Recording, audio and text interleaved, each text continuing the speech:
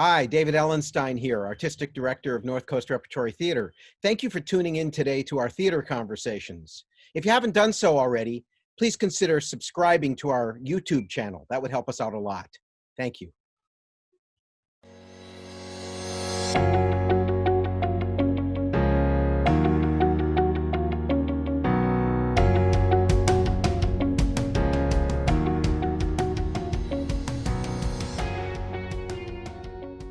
Hello, it's my pleasure today to welcome playwright Lee Blessing to our theater conversations. Hello, Lee.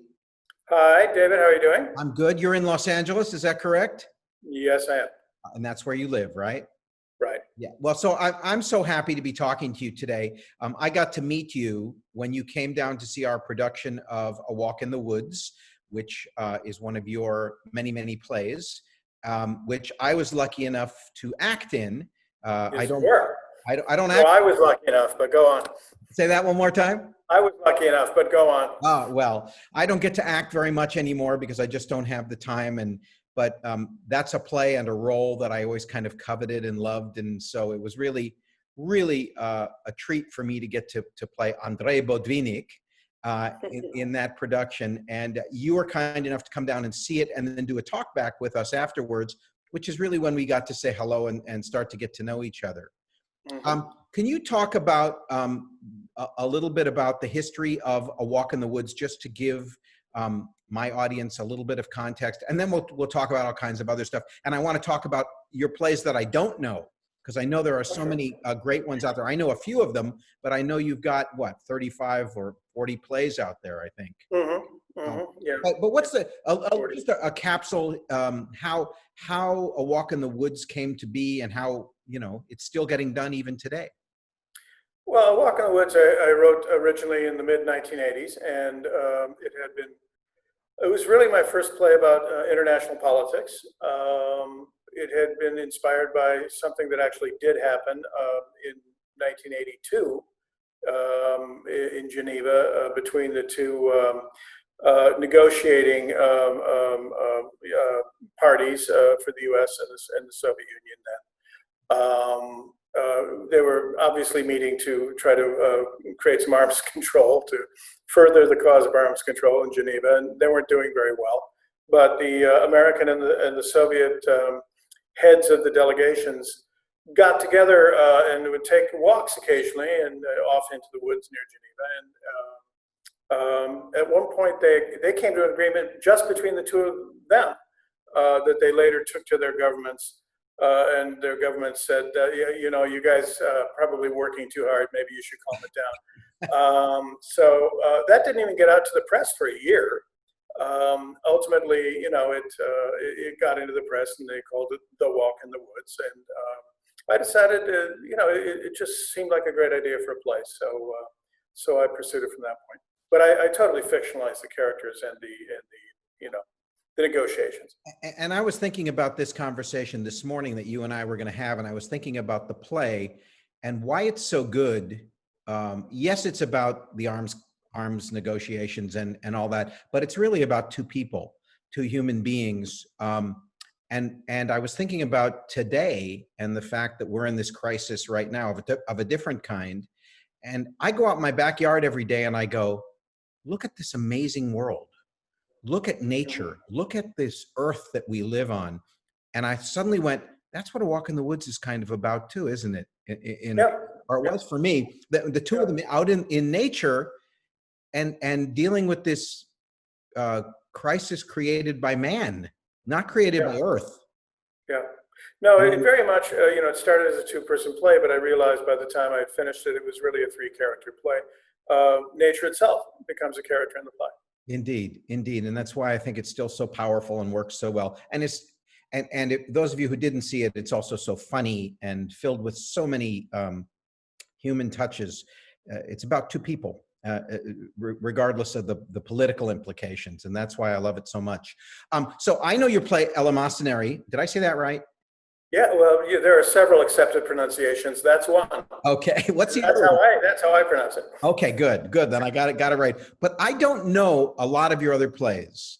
Can you talk about a few of them that are out there? One that I'm going to then go read after you talk about them, but also ones that maybe haven't gotten the exposure that you think maybe they were due, and maybe just tell us a little bit about a couple of your other plays that you wish kind of still got out there more. Oh, well, every playwright, I'm sure, has the same answer. There are a number of plays that one wishes were more widely seen and more widely known. I recently had a wonderful experience in the theater, a very odd one, in which I had a play that has won awards, been done off-Broadway. It was opened at the Guthrie Theater, premiered at the Guthrie Theater in Minneapolis, and later was done at the Old Globe Theater in San Diego. Okay. And it's a play called A Body of Water. Along with A Walk in the Woods, it's the only play I've written that won the Steinberg American Theater Critics Award. So 20 years apart. But that's a play that I was always very happy with in the sense that it was successful and people were praising it. It got published in a Best Plays anthology, all of that. And that's fine. That was about 2008 or 9. And then it got published. But the thing about the play was its ending never worked. It never worked for me ever. It's a play in 5 scenes, and I rewrote scene 15 times. And no production ever had the same final scene. The published version was different from all the productions. Eventually I just threw my hands up and just said, well, it's as close as I'm going to get. But, I'll always feel like it's a play that was successful but didn't really work. So then I thought I was done with that, but I had a chance at there's a new play festival in Durango, Colorado, and they asked me to come and they wanted to read that play. I said, but it's old. And they said, yeah, but could you work on it a little because we have actors who want to do it? And I said, oh, all right. And so I rewrote, I took one last crack at the final scene. And in the course of one evening, I completely solved it. My wife was a wonderful playwright and television writer, read it. She said, oh yeah, that works. And I took it down to Durango, that worked, and luckily I got it produced at a world premiere here in LA at Actors Theatre. And I saw that it finished in February. And then I went to the publisher and I said, I want you to publish the second revised edition. And they said, well, if you pay us to get rid of the first edition, all the copies we have, you can do that. And I said, okay, good. This is worth it to me. So I spent a few $100s. I got it, and now the only one you can get from Dramatist Play Services is the one that works. And I'm going to go get it. So it was a joyous experience. So I'm going to go get it as soon as we're done talking. You should. And now it works. Yeah. So I'm looking forward to it. So before I go to another topic that you just brought up, which is 2 playwrights in one house. Yes. Tell me another. So A Body of Water, which I'm going to go order as soon as we get off. What's another one that's out there that you not only that you hope I'll take a look at, but you wish that the country would revisit? I have a play I'm very proud of that I wrote about 3 or 4 years ago, maybe 5 at the most. It's called Minneapolis St Paul. I grew up in Minneapolis, and which is in the news right now. What can I say? Yeah. I wrote this play called Minneapolis St Paul, and it was done in, I think, 7 different workshops around the country. Everybody who's read it loves it, but no one will produce it. It's an unproducible play because I am not the person, I'm not the character that it centers around. And we live in a time when it's become very hard, if you're an older white straight male like myself, to center a play on a man who dresses as a woman. That's what that play is. Yeah. People love it right up to the point where they say, but can we produce it? And they're literally afraid that they'll get protested, they'll get Twittered to death, Right. by people who look at that and say it's not legitimate. He's not an authentic person who lives that lifestyle. Therefore, we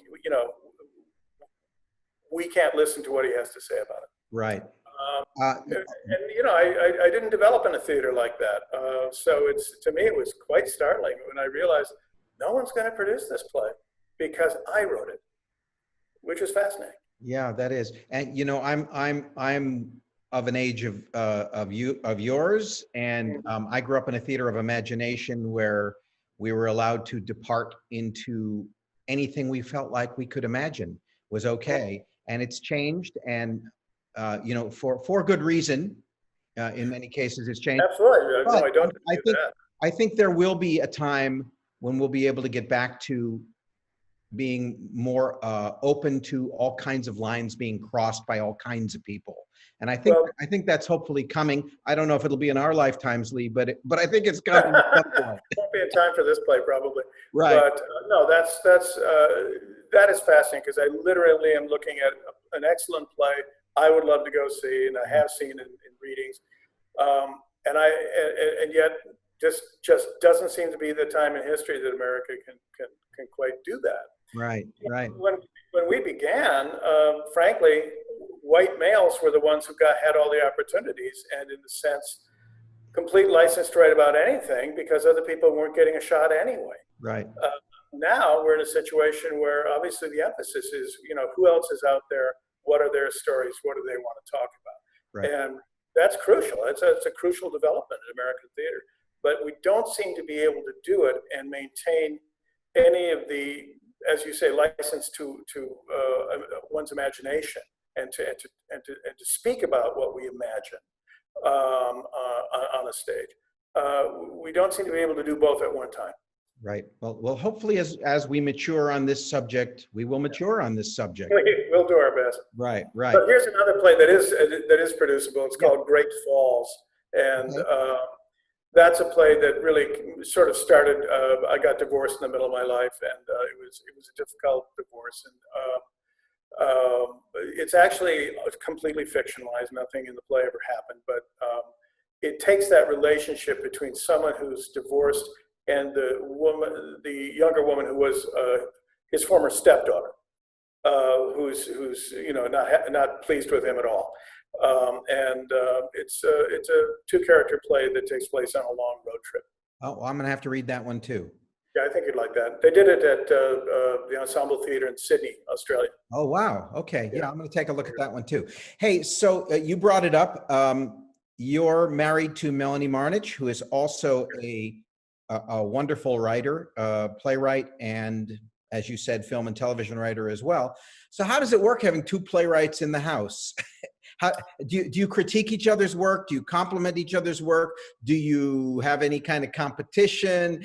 How does it work? It's very interesting. When we met, which was, you know, when we first got together was about 2004, and we married in 2006 and lived in Brooklyn for a year and a half. And then, in a very small apartment, it had one interior door that you could slam, which made it appropriate for a marriage. And we were there. She was writing. I was teaching. I was running the graduate playwriting program at Rutgers and writing plays, and we were doing fine. She wanted to get into television. She wanted to take a shot at that. So she took about a year off and just wrote television, you know, spec scripts and things. Got a new agent, and in the middle of 2007, she suddenly got a call from the guys who ran the TV show Big Love on HBO, and they wanted to interview her. So she had to fly up the next day to LA from New York. She killed the interview, came back, but they didn't hire her on the spot. She came back, they called her, and they said, okay, you have to be out here in 8 days.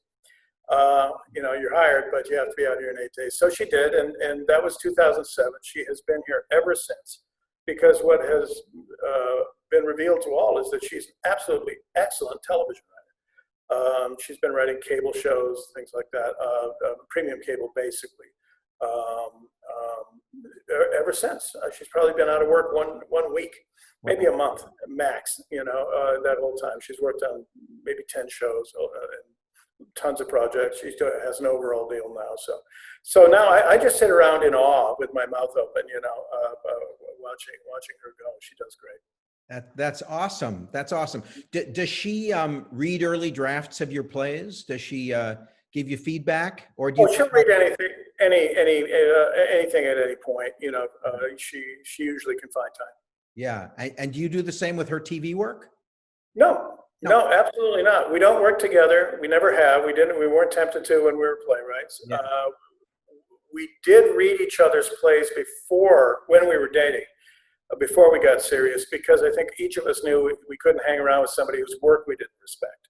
So luckily, that did not turn out to be a problem. Right. So how does it happen that you decide to write about something? How do things come to you and you go, I need to write a play about this? You know, it's utterly different every time. I get ideas in different ways. You know, I wrote a play called Down the Road about serial killing that I thought of in the shower. My play, Great Falls, Body of Water, started when I woke up one morning and I said, what if a middle-aged couple woke up in a beautiful house, you know, in bed together naked, and not only did they not know who the other person was, they didn't know who they themselves were.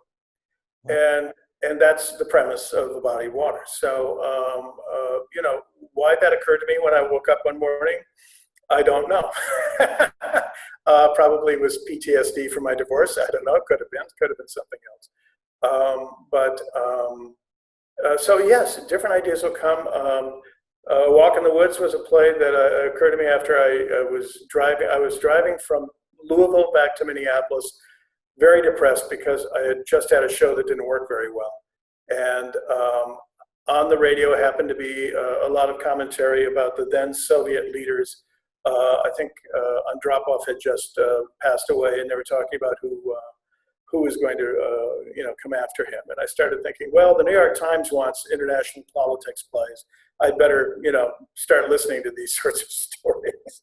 And it occurred to me that I could, you know, it wasn't long after that before I found, you know, the reason to write. And you've since written a sequel to a sort of. I did write an odd sort of sequel where I took the American negotiator and placed him in 2010. You know, about 25 years later, at home, living in the Hudson Valley with you know, with his wife and kid, and it's called A View of the Mountains. It's a very different kind of play. It's sort of about American contemporary politics at that time, 2010. And his relationship to it. He has a son he's a liberal, but he has a son who's an arch conservative. I think the play was done at New Jersey Rep originally, and they wanted to bring it into 59 East 59th Street in New York, but couldn't find the money, so that didn't happen. But it's a play I'm very proud of, but I worry that since Trump, it will seem too mild a play because it was about, you know, American domestic politics and being very fractious. Well, it's much more fractious now. So, right. So who knows? I don't know how people look at it now. So you're from Minneapolis, and yeah. If I'm remembering correctly, because I came up in the 70s and 80s. That's when I was an actor and all that. I remember so many playwrights coming out of Minneapolis at that time. Am I remembering correctly? Absolutely. Yeah. What happened was, along with New Dramatists, which is an organization that supports playwrights and finds money for them and opportunities and that sort of thing, and supports them in all sorts of ways in New York. And that began in 1949. Well, the other major entity that does that is the Playwright Center, and it's set in Minneapolis. So that, I think, was in large part responsible for so many playwrights going to Minneapolis, spending a little time there, or developing, in that region, and then going elsewhere. So yeah, it's had a huge effect over the years. It started in the early 70s. Yeah, that's what I remember. It seemed like half of the plays that were getting done in regional theaters came out of Minnesota. Yeah, yeah. But if you're a playwright who's looking, a young playwright who's looking for experience and trying to find grant money and that sort of thing, those are the two organizations, more than any others in this country, that help young playwrights. So when you're going to write a play, do you consider producibility or commercial possibilities for a play? And does it sometimes affect or tailor how you go about writing it? Not really, and the reason is I don't get produced that much in major theaters anymore, major Lord theaters, because I'm an old white and male and straight. So it's hard to find a subject matter that they would want me to be commenting on. And also, there's the older a playwright gets, the harder it is to get productions. We tend to think of playwriting as something. We want to hear from those voices that are young, cutting edge, in the now, a little more than we typically want to hear from older voices. So years ago, and especially since now I'm married to somebody who makes a fine living for both of us, I spend most of my time saying, I'm going to write about whatever I want to write about, That's great. and doing the plays I want to do. I work with a small theater here in town, just working with playwrights. I kind of curate a group of playwrights with the Skylight Theater in town. But other than that, I sit around and write the plays that I think I care about. Actually, right now I'm writing a television pilot, just because I like to torture myself. But it's actually very satisfying creatively. It's I wish I was a little more engaged with more theaters more of the time, but that's something I can't control. Right. I did one of these conversations with my friend J.T. Rogers, and he talked about, and I love the story he told about. I know JT, yeah, JT's great, but how he was writing small plays, a lot of small plays that were getting produced around, and he was getting a little bit of, and finally he wrote the play that he thought nobody would ever produce. Right. The overwhelming, the gigantic cast in 3 languages with multi-ethnic and all that stuff. And that's what actually hit and kind of took him to the next level. Yes. And I think he's been very successful, again, for a white male. Yeah. Writing some political plays, international plays, and those kinds of themes. And he's done really well. He's a fine writer. And so I'm never surprised when a talented writer who's written an excellent play gets produced. I'm always surprised when they don't. Yeah. And way too often they don't. At the same time, it may simply be the price we have to pay culturally to get the new stories. Yeah. And to orient, in a way that's better for us as a society, in terms of the stories we're paying attention to. Yeah. Who knows? I just love the lesson that comes out of that. If you do what you really want to do, don't worry about the other stuff. Write the thing you want to write. I think that's really true, and I'm always prepared to be surprised by good news. It could show up at any time. But and I spent my whole career writing small plays. I have a bunch of I've written 5 2-person plays, and some 3-person monologue play. I've always been aware that I wanted my plays to be producible both by larger and smaller theaters. And the only time I broke that rule was I wrote a 15-character play called Fortinbras for La Jolla when they commissioned it, and they said, we want something large, we want to give roles to grad students and other things, so don't limit yourself. So I wrote Fortinbras, and I tell people it's a cast of 15, but you can actually do it with 14. Oh, well, that saves it. Yeah, it really helps. It really does. Well, Lee, I've always been a fan of your work. The plays that I have known, there are so many I don't know, and I really need to get myself up to speed on so many more of them. But I completely agree with that. Yeah. But you're also a gentleman, and I so enjoyed meeting you when you were down here. And I look forward to our relationship continuing and hopefully doing more of your plays and also getting to know you better. Well, thank you. That was a lovely production, and it was a real treat to come down and to see you guys do the play. Yeah, we had a wonderful time doing it. And I thank you for doing this today and letting the North Coast Rep audience get to know you a little bit and hear some of the insight about writing plays. Absolutely. Thank you. So thanks. We'll see you soon, I hope. Okay, it was a great visit.